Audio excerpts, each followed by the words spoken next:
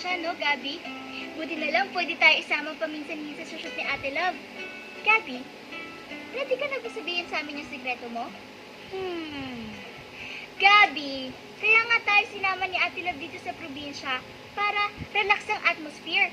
Tsaka para confident ka na rin sa sasabihin mo. Alam mo, Bea, hugis tsokolate yung bubong ng kubo. Saka yung dingding, parang suman. Nakakagutom. Naku po! Kaya naman pala parang hindi ako marinig ni Gabi. Kasi puro pagkain ang nasa isip. Ay, naalala ko tuloy yung fairy tale na Hansel and Gretel. Yung bahay ng witch na gawa sa tsokolate. Ay, sana lahat ng nasa paligid natin pwedeng kainin.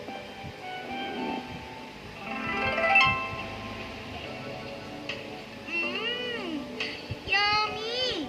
Fiesta na naman ang mga pagkain sa dami. At dito sa Manila Pavilion, hindi lang daw lasa ang mahalaga, pati presentation.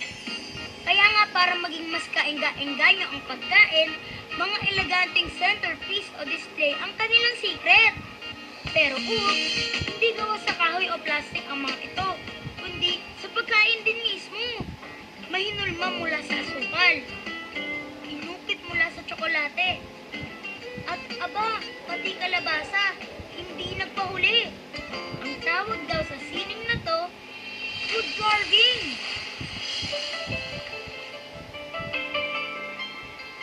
Ang bansang Thailand daw ang nangunguna sa paggamit ng mga prutas at gulay bilang medium sa pag-uukit ng pagkain. Pero noong unang panahon, tanging mga dugong-bugaw o mayayaman lang daw ang nakapag-e-enjoy ng ganitong klaseng presentation. At ngayong 21st century na, para sa lahat na ang food carving.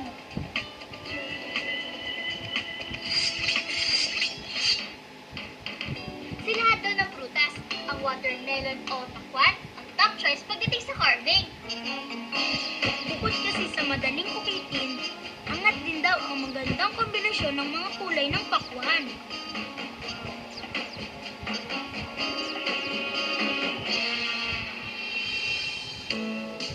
Tulad din ng mansanas na malinamnam. Bea, you can do this.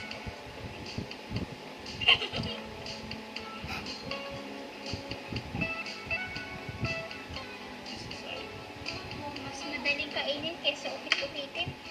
Patience, Bea, patience! Sabi ni Chef Mel, mas mahalaga ang konsentrasyon kaysa sa mismong galing ng mga kamay mo. Hiwa rito, hiwa roon. Ang ending, Jaran! Kwak-kwak! Kwak-kwak! Ayaw! Hiya! Believe it or not, itong kabayang to, masarap din pala. Gawa kasi ito sa tsokolate. Yum yum!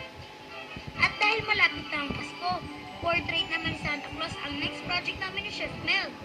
Ho ho ho ho ho! Kailangan hindi ka masyado nakahawak ng tsokolate kasi mainit yung kamay natin, magme-melt siya.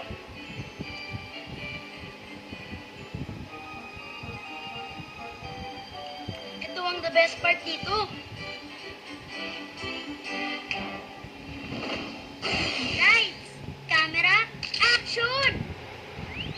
Alam niyo bang bukod sa pag-uukit, binibake-upan din pala ang pagkain. Food styling for for any type of advertisement, usually sa magazines or sa TV, para ipakita yung ganda ng pagkain para sa camera.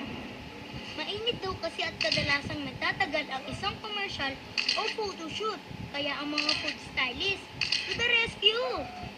O eto, para sa oh so cold halo-halo, dinurog na tawas pala ang ginagamit na yelo. At dahil ang kulay na ice cream ay madali ring matunaw, merong special ingredients silang nilalagay para maging juicy looking ang inihaw na manok. Food coloring naman daw ang sikreto. Kaya itabi man sa tunay, tsak wala itong sablay. O ha? Spot the difference nga? Pero kids ha, ang mga pagkain hindi dapat din silang nakapagpapalusog.